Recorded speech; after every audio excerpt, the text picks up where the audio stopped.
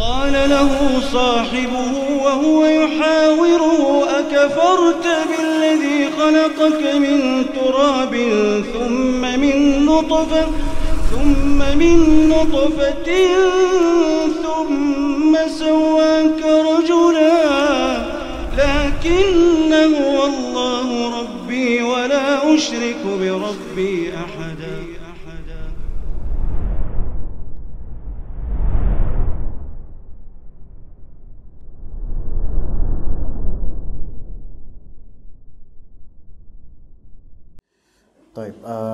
Kita mulai hadis 9 di terjemahan. An Amr bin Yahya al-Mazini an Abi qal syahidtu Amr bin Abil Hasan sa'ala Abdullah bin Zaid an wudu'i Rasulullah sallallahu alaihi wasallam. Terjemahannya, Amr bin Yahya al-Mazini menuturkan dari bapaknya bahwa dia mengatakan, aku menyaksikan Amr bin Abil Hasan bertanya kepada Abdullah bin Zaid. Abdullah bin Zaid sahabat Nabi, tentang tata cara wudu Rasulullah. Maka fada'a bi taurin min ma'. Kemudian Abdullah bin Zaid lantas meminta sebaskom air. Fatawaddu'a lahum wudu'an Nabi SAW, dan memberikan contoh berwudu kepada orang-orang sesuai dengan tata cara wudu Rasulullah SAW. Fa'akfa'a ala yadayhi minat tauri.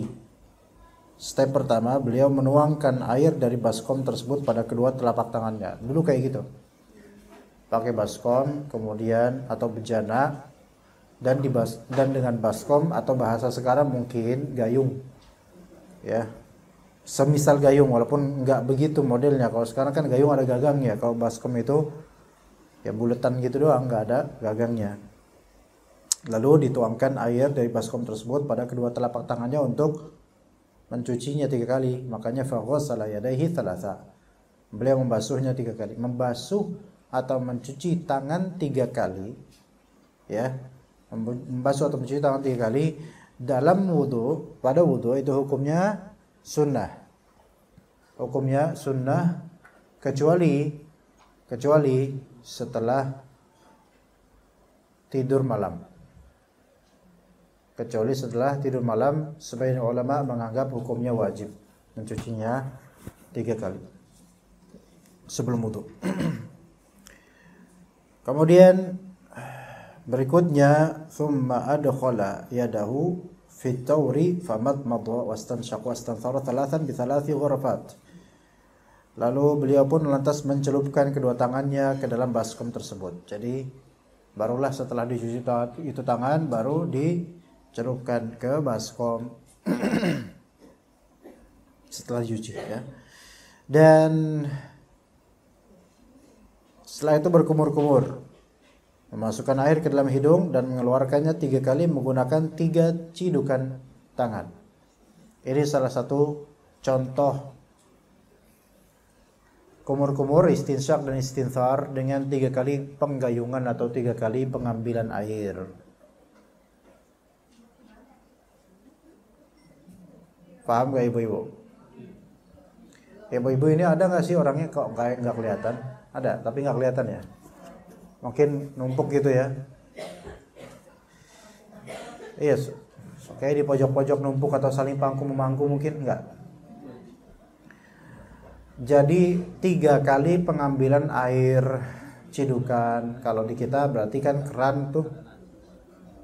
Terus 3 kali ngambil air dengan tangan kanan, kumur-kumur dan istinsyak. Kemudian kumur-kumur istinthar.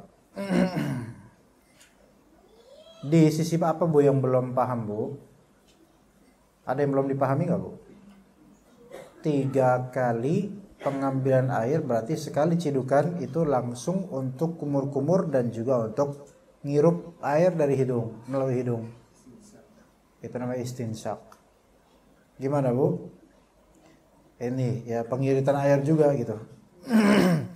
Walaupun tetap sah kalau misalnya dengan 6 kali cidukan boleh. 6 kali. Ya, benar 6 kali ya.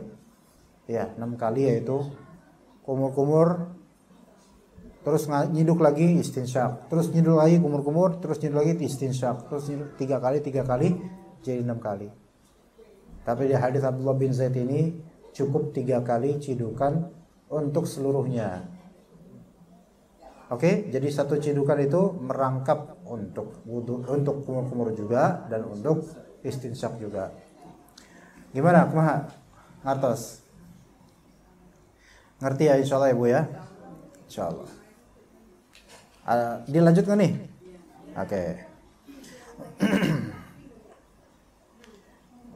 Kemudian setelah itu thumma adkhala yadahu fit tawri fa ghasala wajhahu thalatha. Kemudian beliau lantas mencelupkan tangannya ke dalam baskom tersebut dan membasuh wajahnya 3 kali. Ya. Berarti wajah disunahkan 3 kali. Thumma adkhala yadayhi fa ghasalahuma marrataini ila al-mirfaqain. Beliau lalu mencelupkan tangannya ke dalam baskom dan membasuh tangannya itu sampai ke siku sebanyak 2 kali. Ya. Dia memasukkan tangannya ke baskom dan mencucinya 2 kali. Ini cuci tangan berarti beliau 2 kali di sini, enggak sampai 3 kali. Ini menunjukkan bahwasanya cuci tangan tidak harus 3 kali dan boleh juga 2 kali. Dan wajibnya sekali gitu. Ya. Tsumma adkhala yadahu famasaha bihima ra'sahu.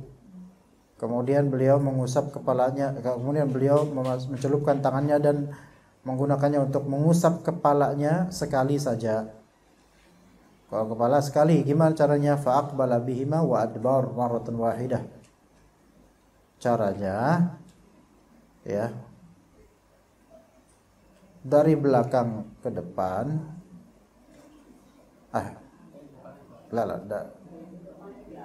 Dari depan ke belakang dan kembali dari belakang ke depan. Sekali doang, sekali-kali gitu, jadi sekali ya. Tsumma ghasala rijlaihi, kemudian beliau membasuh kedua kakinya. Wa fi riwayatin, dalam riwayat lain dikatakan bada'a bi muqaddami ra'sihi hatta dhahaba bihima ila qufah. Beliau mengusapkan kedua tangannya dari bagian depan sampai tengkuk dan mengembalikannya lagi pada posisi awal di mana beliau mulai mengusapkan kedua tangannya, yaitu di apa?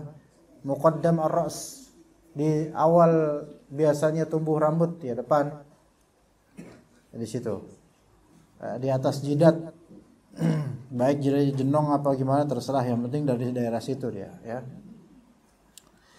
Dalam riwayat lain dikatakan atana Rasulullah SAW fa'akhrajna lahu ma'an fi taurin min sufrin. Rasulullah SAW mendatangi kami lantas menyediakan air dalam baskom dari Kuningan untuk beliau. Kuningan di sini bukan Kuningan dekat Ciamis gitu, bukan. Kuningan Cirebon Ciamis bukan. Itu mah kampungnya tim saya itu, Kuningan.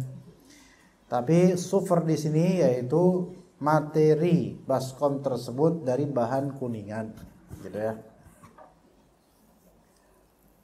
Ya, ini menunjukkan bolehnya baskom yang tidak mewah, atau kalau mewah pun bukan baskom terbuat dari emas atau perak. Oke?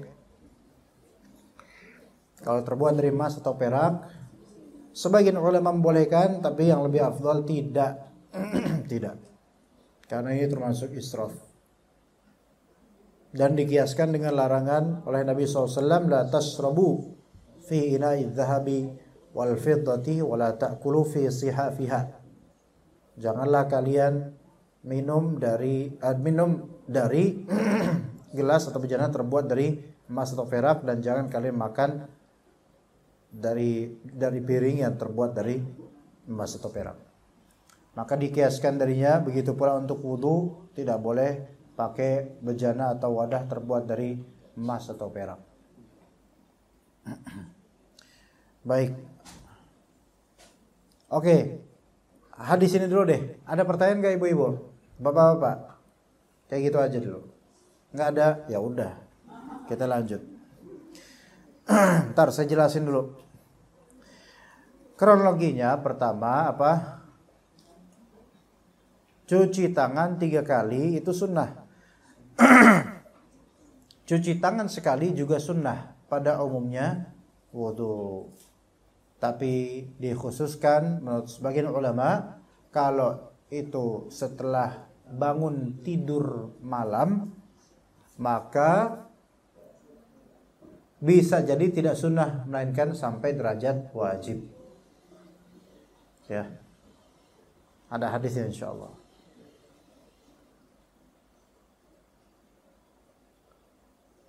Ya.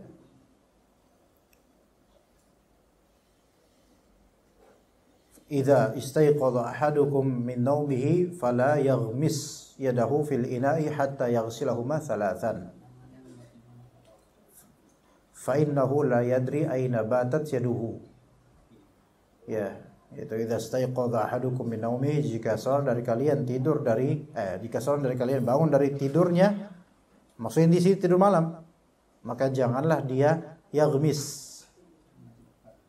Yaghmis itu mencelupkan tangannya ke baskom untuk wudu sampai dia mencucinya 3 kali baru boleh.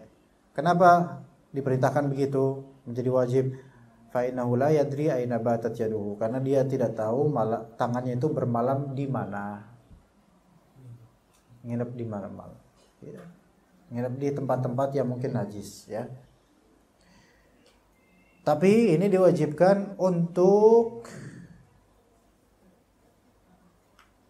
orang-orang yang apa? Yang wudunya dengan metode seperti ini. Ya. Yang dengan metode dia akan mencelupkan tangannya ke dalam bejana. Nah, menurut sebagian fuqaha, adapun kalau misalnya dia akan mencelupkan tangannya ke sungai atau laut atau belumbang kuya apa? Belumbang, kolam, empang yang bersih, maka sebagian ulama mengatakan tidak wajib. Karena tidak akan mengotori air, tidak ada posibilitas mengotori air. Begitu juga menurut sebagian ulama kalau dia pakai Hanafiyah, yaitu keran atau kucuran, memang kucuran dari fountain atau dari apa? Fountain itu apa ya? Fountain itu ya? Air mancur. Air mancur di bahasa Arab ya. Ada kata mansur. Air mancur itu dari kata air mansur. Mansur itu artinya nyebar. Iya, mansur, bukan mansur. Pakai shad itu beda lagi, mansur itu beda lagi. Apa yang nambahin mansur s? Nah, itu beda lagi itu. Tapi mansur. Mansur, nasr itu menyebar, jadi mansur disebar. Ya, dulu orang Arab nyebutnya itu air mansur itu. Ya, maka air mancur kan mansur. Dari kata itu, ya. Gitu asbabun nuzul kayak gitu Pak Agung, ya. Ini ilmu pengetahuan penting ini, ya. Saking pentingnya enggak ada di buku, ya. Tapi kenapa tadi sebelum air mansur kita ngomong apa? Jemaah.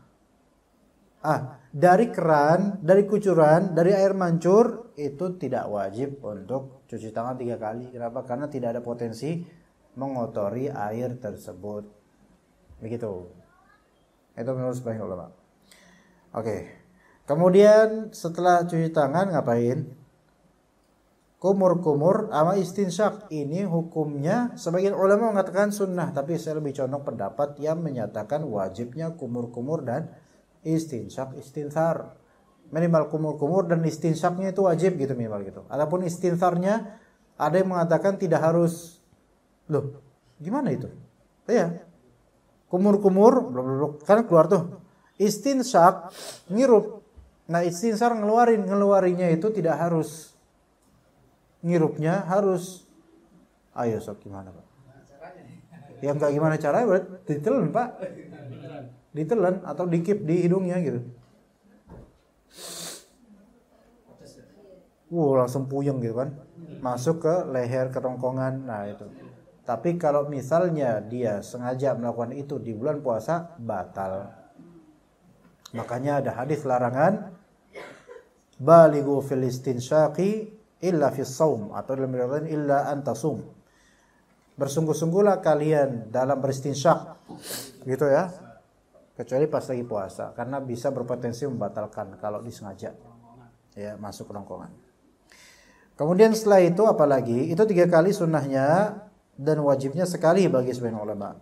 Kemudian wajah ini wajib ya, sunnahnya 3 kali, wajibnya sekali.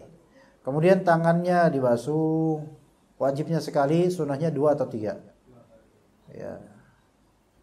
Kemudian kepalanya ini juga termasuk wajib, sebagaimana dalam ayat wamsahu biruusikum, basuhlah oleh kalian, usaplah oleh kalian kepala kalian. Maksud kepala di sini rambut, dan masuk ke dalamnya juga telinga di sini ya, bagiannya termasuk juga telinga.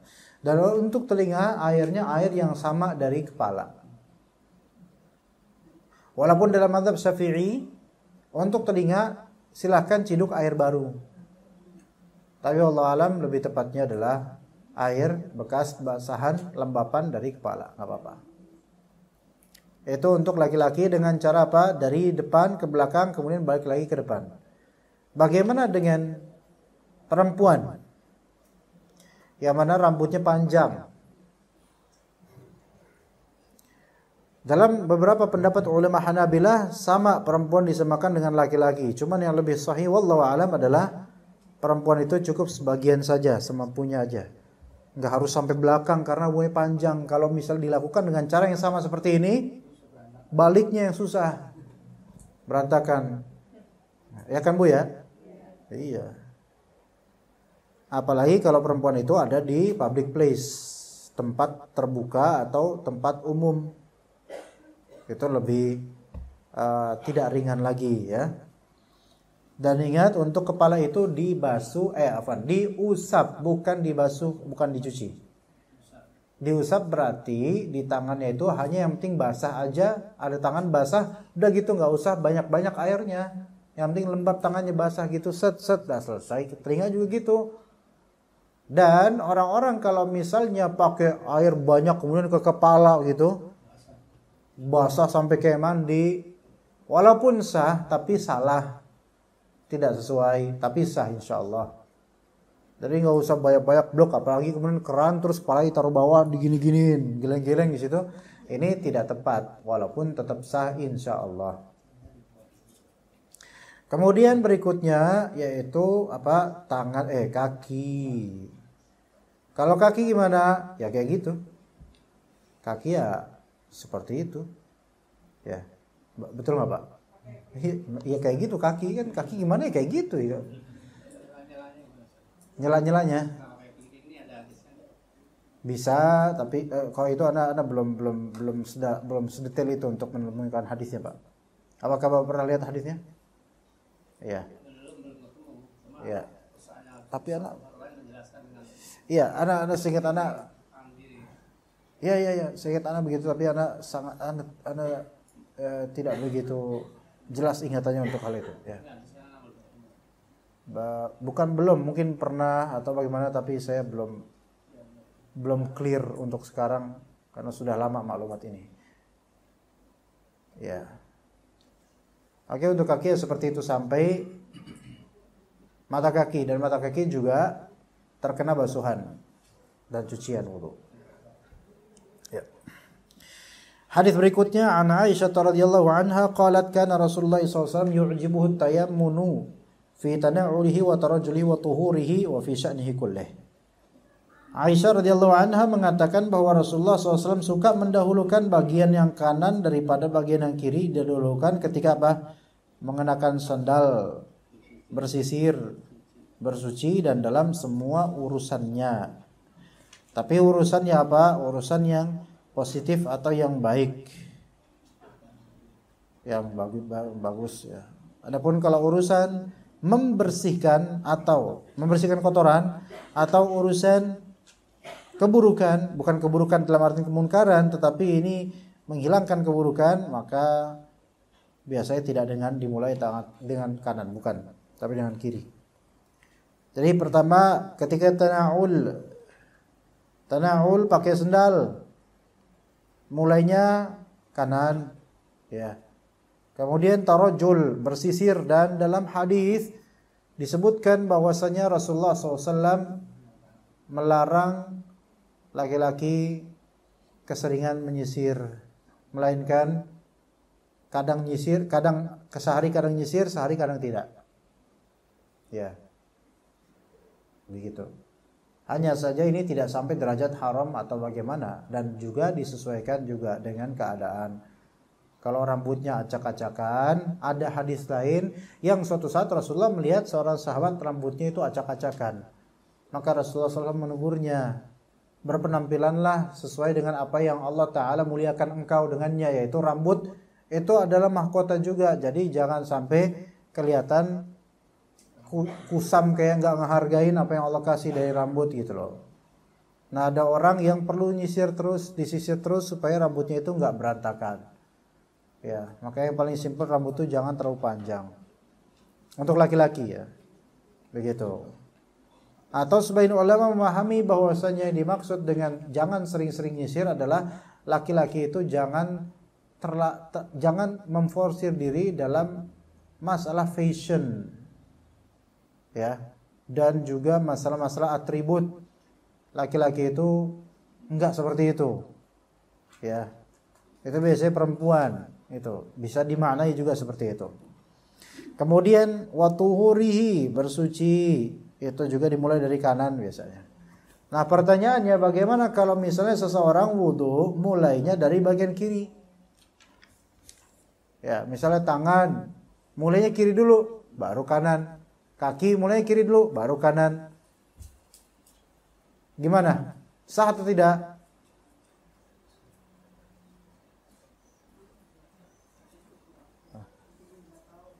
Nggak tahu.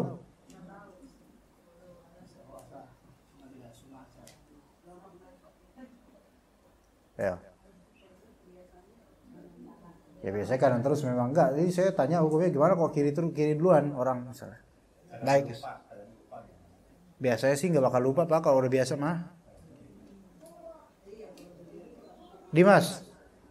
Ini Dimas apa? Gimana sok jawab? Hah? Benar boleh pulang, salah boleh pulang, enggak jawab pulang. Dimas.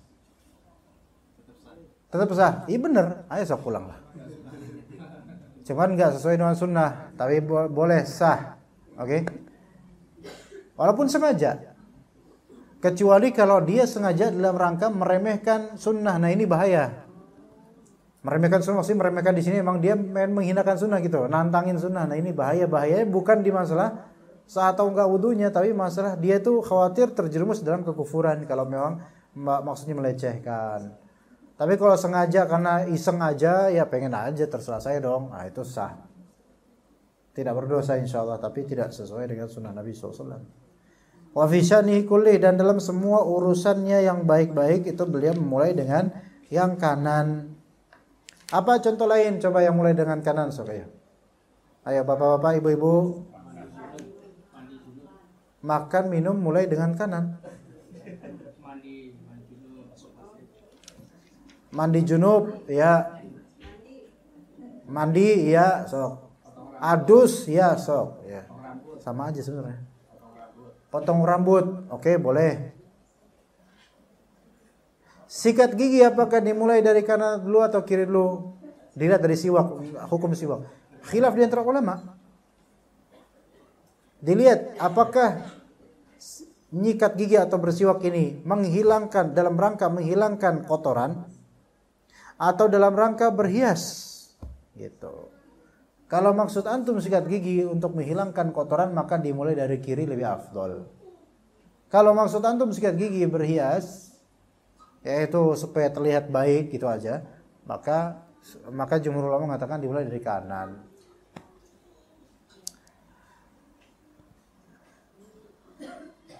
Ayo, sok, apa yang Anda pikirin coba?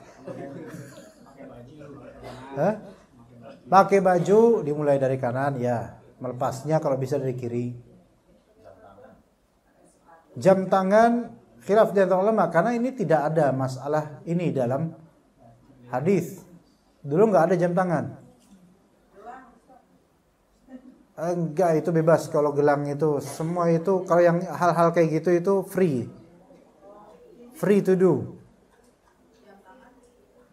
Ya itu tadi kan dibilang. Jam tangan pakai kanan silakan, pakai kiri silakan. Masalah gelang dan cincin buat akhwat itu boleh nggak ditampakkan di luar? Cincin, Itu kan termasuk perhiasan. perhiasan. Oke, perempuan perhiasan yang zahir itu boleh. Enggak, kalau ini nggak bisa Pak. Masa perempuan kelihatan gelangnya kalungnya? Cincin. Oh ya, gelang kadang-kadang kelihatan. Kalau gelang jangan dilihatin. Kalau cincin itu selama tidak terlalu atraktif, tidak masalah keluar dengannya. Apakah hanya sebatas cincin emas yang menunjukkan dia sudah menikah misalnya? Iya. Maka itu nggak masalah. Karena itu termasuk perhiasan zahir yang umum. Kecuali yang menarik perhatian atraktif, misalnya cincin emasnya perempuan ini bentuknya kayak kecoa misalnya. Nah itu menimbulkan perhatian gitu. Kalau nunjuk pakai tangan kiri, Nunjuk nggak masalah insyaallah Pak. Nah masalah itu kembali ke uruf aja. Sama kayak nunjuk pakai telunjuk ke orang tua misalnya. Itu kembali ke uruf Pak. Saya misalnya nunjukkan tentang sesuatu ke Bapak, Pak tolong Pak, kayak ini kan lebih sopan. Jempol, Pak tuh Pak. Nah kan gini kurang sopan. Itu enggak masuk dalam kaidah agama, tetapi dikembalikan kepada kearifan lokal. ya saya sama anak saya nunjuk pakai kaki, terus situ gitu. Oh gitu. Nggak boleh ya? Ya nggak apa-apa, saya nggak ngelarang, itu kan keluarga Bapak. Ya nggak apa-apa Pak. Nggak apa-apa. Nggak apa-apa. Nggak apa-apa, di sini kan dikembalikan kepada uruf yang berlaku di keluarga Bapak. Kalau bisa itu jangan lakukan itu ke keluarga lain gitu aja. Iya. Apalagi ke ustadznya, sok nih saatnya, nggak gitu jangan. Ya gitu. Kemudian sholat berjamaah lebih afdal dimulai dari kanan. Apakah secara mutlak? Ngerti nggak ini masalah ini? Sholat jamaah nih, baik ibu-ibu atau laki-laki softnya lebih afdal dimulai afdal kanan. Apakah mutlak? Secara mutlak untuk semua konteks dan kondisi? Tidak. Kalau terlalu domplang, maka jangan di kanan, ya isi yang sebelah kiri. Gitu loh. Ketika misalnya nih ada kanan udah banyak nih, kirinya masih agak kosong. Walaupun antum datang dari sisi kanan, langsung ke kiri. Supaya lebih balance. Itu yang lebih afdol. Jangan karena lebih afdol kanan dia semuanya di kanan, ntar kiri kosong. Enggak begitu. Itu pemikiran yang salah. Jadi keafdolan sebelah kanan untuk shaf salat berjamaah itu tidak secara mutlak, tetapi kondisional. Ketika memang sama rata maka kanan lebih afdol. Adapun kalau terlalu panjang di kanan maka kiri lebih afdol. Gitu. Jadi bukan keafdolan secara mutlak, tapi keafdolan kontekstual. Kalau di Amerika kan banyak orang kidal. Orang kidal. Jadi itu gimana? Iya, di Amerika banyak orang kebot gitu ya, kidal ya. Tangan kiri dulu gitu. Tergantung ini ngapain dia Pak, tangan kiri ini Pak. Ada wudhu, sholat, makan. Kalau makan dengan tangan kiri atau minum dengan tangan kiri ini lebih potensi haram sih Pak. Tapi kalau ngambil sesuatu dengan tangan kiri itu bisa makruh, bisa boleh gitu loh. Tergantung apa yang diambil. Kalau Al-Quran misalnya itu ya makruh. Kalau makan sebagian ulama makruhkan, sebagian ulama mengharamkan, tapi lebih afdal kita ambil pendapat haram untuk menjaga-jaga. Karena Nabi SAW menyebutkan dalam sebuah hadis, ada syaitan itu makan dan minum dengan tangan kiri. Maka sebaiknya jangan menyerupai dengan syaitan, itu lebih dekat kepada keharaman. Itu lebih afdal sih. Oh iya. Tapi kalau untuk hal-hal yang sifatnya itu bukan suatu ma'ruf atau suatu kebaikan dalam Islam, hal-hal yang boleh, maka kiri itu nggak masalah Pak. Kidal atau kebot itu misalnya dia lebih dominan kaki kiri dalam main bola misalnya. itu nggak apa-apa. Saya pribadi seperti itu, lebih dominan kaki kiri kalau main bola. Badminton, iya. Main tenis, main apa tuh yang di pingpong, tangan kiri, iya. Nulis dengan tangan kiri, nulis juga nggak masalah. Hanya saya sebagai ulama mengkhususkan kalau misalnya itu Al-Quran, maka jauh lebih afdal dengan tangan kanan. Atau menulis ilmu atau hadis gitu. Tapi menulis biasa nggak apa-apa, dengan tangan kiri nggak masalah.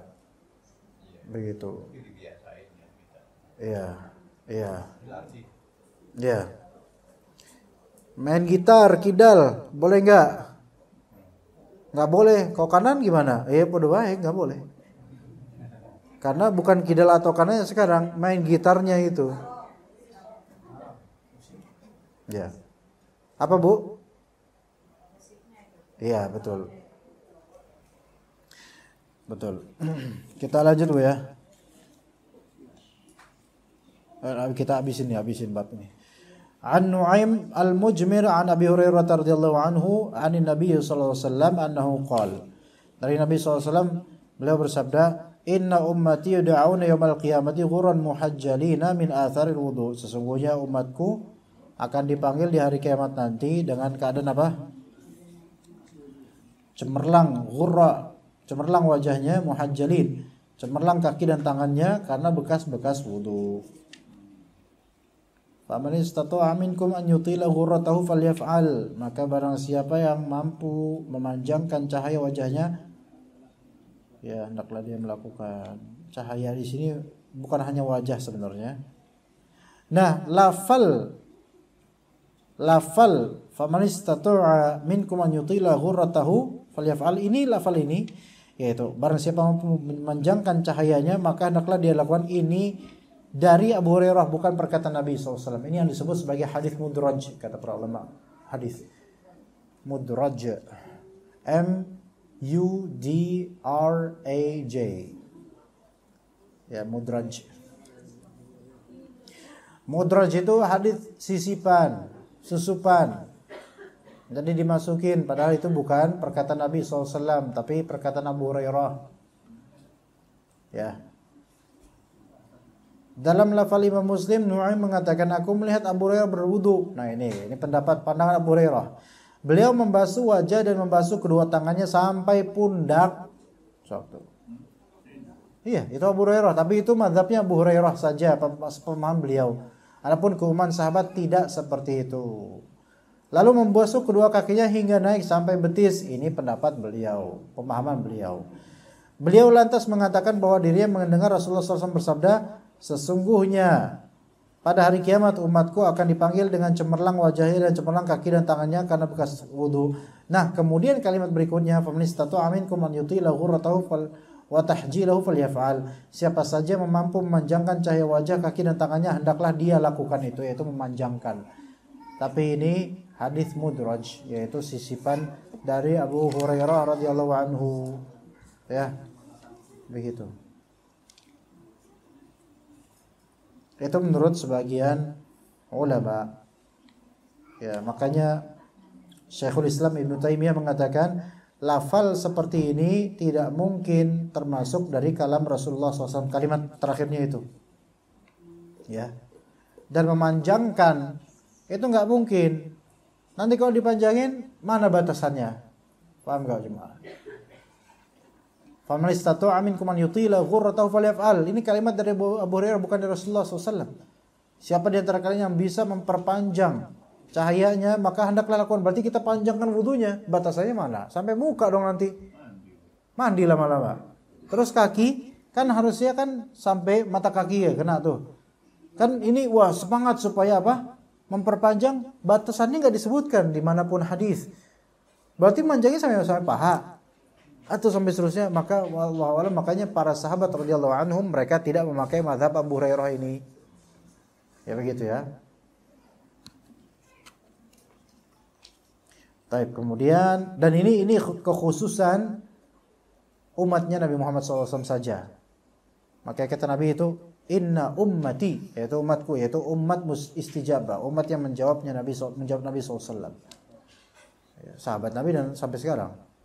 Adapun nanti di hari akhir untuk umat-umat sebelum umatnya Nabi Muhammad SAW, mereka tidak mendapatkan spesifikasi ini. Ya. Kemudian wa fi lafdhi li muslimin sami'tu Khalili sallallahu alaihi wasallam yaqul tablughul hilyatu minal mu'mini haitsu yablughul wudu. Yaitu perhiasan seorang mukmin pada hari kiamat sekadar air wudu yang mengenai tubuhnya. Jadi akan terhias di wajahnya, di kepalanya, telinganya, tangannya, kakinya. Alhamdulillah untuk bab yang ini kita telah selesai membahasnya. Insyaallah pada waktunya kita akan mulai bab 1. Adab masuk WC dan istijmar. Kita buka sesi tanya jawab. Dipersilakan para bapak, para ibu, jika ada pertanyaan baik berkaitan dengan materi, silakan.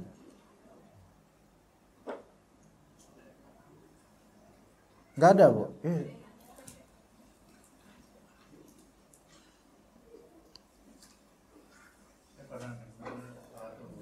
Assalamualaikum. Waalaikumsalam. Anda bentar Bu, ada bapak berbicara. Silakan.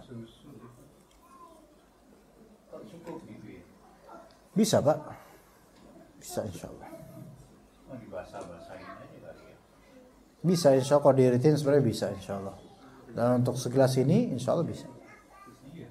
Cuman ya kalau bisa lebih sedikit lah. Ya gitu. Khawatirnya ada yang nggak kena basah, sholatnya batal. Jangan khawatir Pak, insyaallah bisa, asal telitiin aja. Iya, tapi itu kalau bisa ya, kalau emang merasa nggak bisa, udahlah. Iya. Jangan, cari yang lebih aman aja. Ibu, silakan Ibu. Dengan siapa, di mana? Ya, sekarang apa yang masalah harus jalan tangan. Kebetulan saya punya keluarga, usianya udah 50, tapi memang dari dulu makan, mengupas, memotong, goreng apapun atau mengikat baju itu dia melakukan dengan tangan kiri.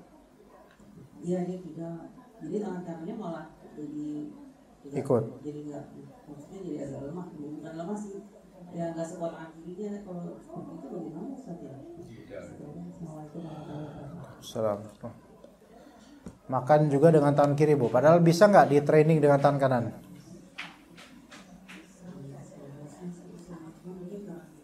Bisa, tapi karena kesadaran kurang. Tenang Bu, jangan sedih Bu. Insyaallah mudah-mudahan bisa, Allah kasih hidayah. Tapi ingetin terus Bu, supaya apa? Supaya pakai tangan kanan. Ingetin terus. Ya Bu ya. Walaupun sebagian ulama itu mengatakan makruh, tapi supaya kita itu membimbing umat ya. Jadi lebih dekat ke haram aja Bu. Karena kalau kita bilang, oh itu makruh, orang akan bilang, oh cuman makruh, nggak apa-apa. Jadi senjata nanti. Gitu. Jadi udah bilang haram. Atau bilang, wah mirip setan tuh gitu. Nah ini kayaknya susah nih, berat ya. Insya Allah tetap bisa sih, kalau usia segitu bisa insya Allah untuk pakai kanan, minimal untuk makan pakai kanan, gitu aja. Kalau untuk ngambil-ngambil, motong ini motong itu pakai kiri nggak masalah. Silakan.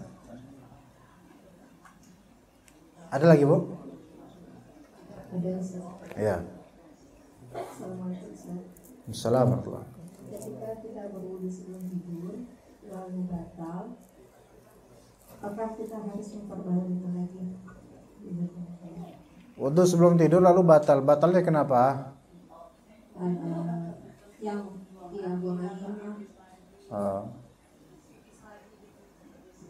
Pipis lagi. Lah di kamar mandi dong batalnya. Kenapa kok batalin Bu? Dia berhadas gitu. Ya Ibu tenang Bu, tenang. Ibu tenang aja. Saya nggak bermaksud mengintimidasi, tenang aja. Ya kalau memang Ibu mau melakukan sunnahnya, ya tetap wudu lagi karena memang disunahkan dalam keadaan suci ketika tidur. Jadi ketika misal buang angin, ya mau wudhu lagi gitu loh. Terus habis itu pas mau tidur, kemudian disentuh suami gitu, melakukan hal walaupun nggak sampai junub, ya wudhu lagi karena sudah batal wudhunya dengan sentuhan-sentuhan bernafsu, maka itu bisa batal. Kalau haid, ya bukan batal lagi itu mah, itu hadas besar bu. Nggak usah itu mah, nggak usah. Udah nggak ada status lagi itu untuk wudhu. Tapi ketika bikin besok, misalnya dia mau wudhu lagi, ya dia boleh. Besok misalnya masih haid dan dia mau wudhu, silahkan. Silahkan. Iya. Jadi misalnya wudhu, terus pas di kasur kerasa keluar gitu dari haid dan lihat, oh haid ternyata. Apakah wudhu lagi? Enggak. Tapi kalau besok pas mau tidur lagi, ya wudhu nggak apa-apa. Tapi nggak merubah status sama sekali. Hanya untuk menyegarkan tubuh atau untuk membuat seolah-olah kita dalam keadaan suci, walaupun nggak. Begitu. Iya, wudhu tapi bukan dalam rangka untuk mensucikan diri ya. Iya, diantaranya ketika misalnya seorang junub habis jima dengan istrinya, suami istri, mau tidur, mandi besok aja lah pagi lah gitu kan. Maka ya dianjurkan wudhu walaupun dia statusnya nggak berubah. Tuh. Ya, silakan bapak-bapak, ibu-ibu. Ayo Pak. Tadi termasuk kalau kita lagi tidur, terus ternyata kebangun buang air kecil gitu, terus kita harus wudhu lagi. Enggak, tapi kalau misal bukan harus Bu, tetapi dianjurkan.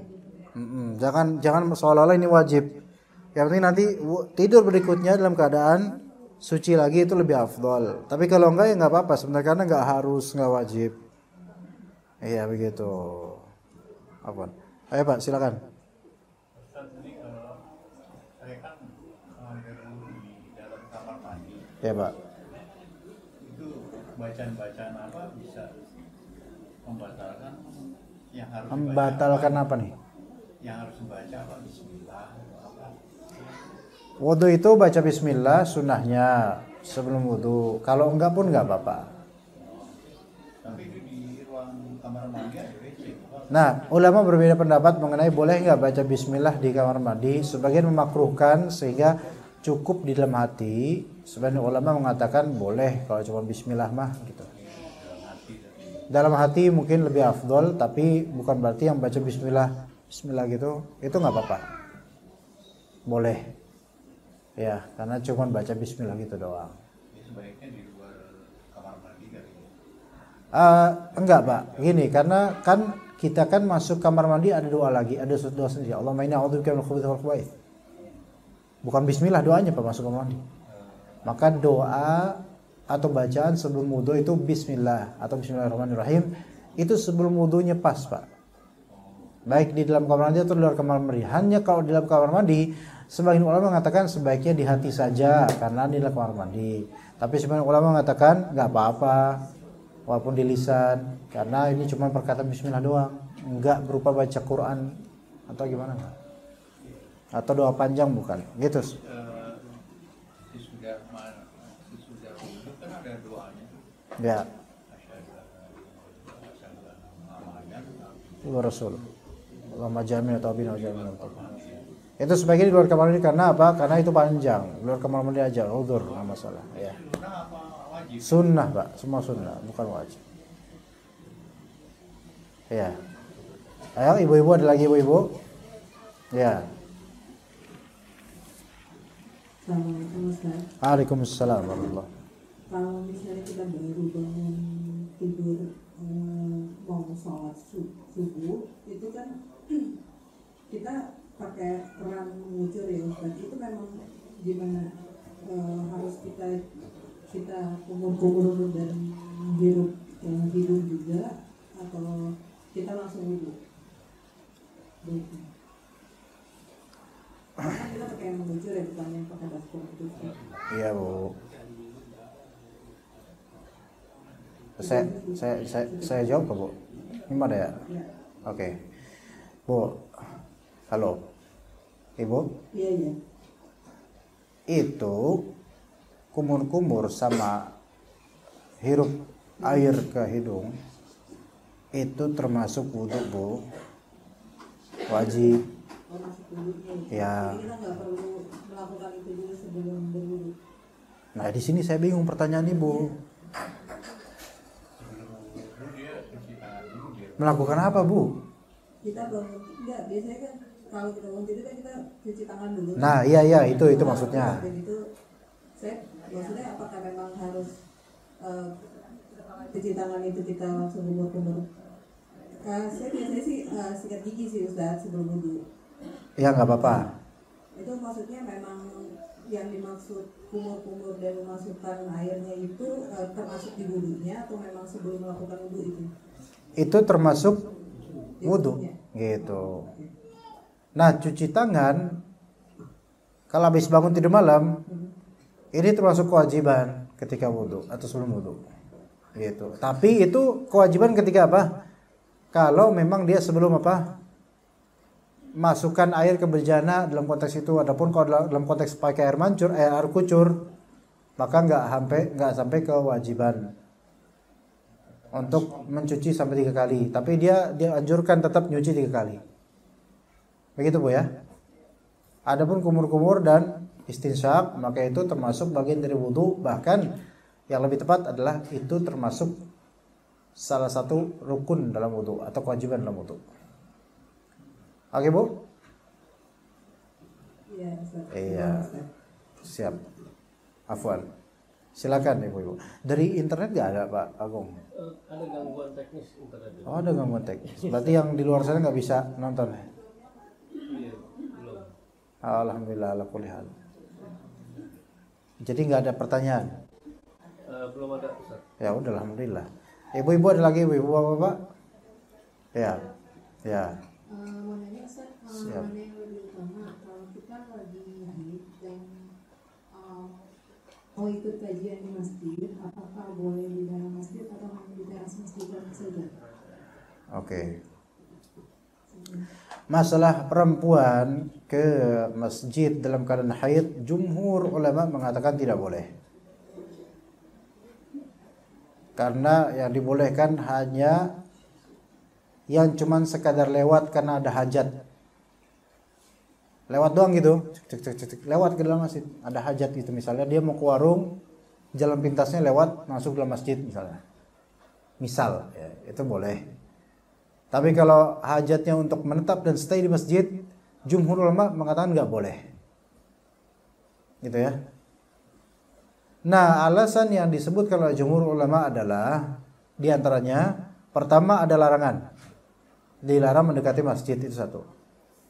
Kedua, illat dan sebab pelarangannya adalah dikhawatirkan najis itu bisa mengotori masjid karena darah haid itu najis. Oke, dijawab oleh beberapa ulama yang mengatakan boleh. Jawabannya adalah zaman sekarang sudah ada Pampers. Ya enggak? Bukan Pampers, namanya apa sih? Pembalut, dia samalah ya. Ya, softtek. Dan itu aman insyaallah. Insyaallah ya, saya nggak tahu. Insyaallah nggak bakal mengotori masjid itu. Sebab beberapa ulama mengatakan begitu. Karena illatnya ini nggak masuk untuk zaman sekarang. Sebenarnya ini kuat juga, pendapat ini bagus, kuat, apalagi para akhwat atau ummahat butuh nuntut ilmu misalnya. Walaupun yang lebih afdal, lebih selamat memang tidak usah di masjid. Gitu loh. Ya. Saya nggak mengatakan pendapat kedua ini salah. Karena ada kebenarannya juga bahwasanya ya nggak ngotorin insyaallah. Maka kalau memang dilarang dengan safe-nya pembalut dilarang, maka begitu juga harusnya anak kecil dilarang. Karena anak kecil kan pakai pembalut juga dia. Yang masih balita itu. Aman gak dari nya? Malah lebih gak aman daripada emaknya gitu kan. Bisa meper-meperin, bisa dia buka sendiri, ayo sok.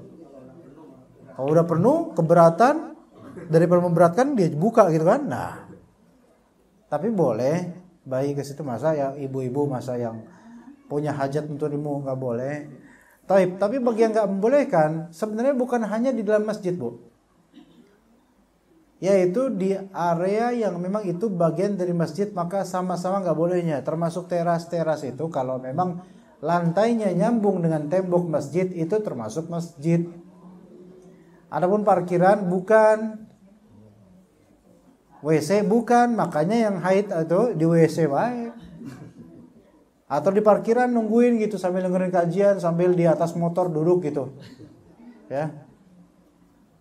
Berarti di terasnya nggak boleh. Di terasnya sudah tetap nggak boleh. Ini salah kalau bilang itu tetap boleh, itu salah. Kenapa? Karena teras ini lantainya ubinya masih nempel ke masjid dan itu merupakan sehukum dengan masjid. Dalam kaidah at-tabi'u tabi'un, yang ngikutin pengikut itu hukumnya sesuai dengan hukum yang diikuti. Atau at-tabi'u lahu hukmul matbu'. Bagian yang ikutan itu sehukum dengan yang diikuti. Makanya nggak boleh jual beli di teras masjid, di parkiran boleh, sok silahkan. Tapi di teras masjid nggak boleh.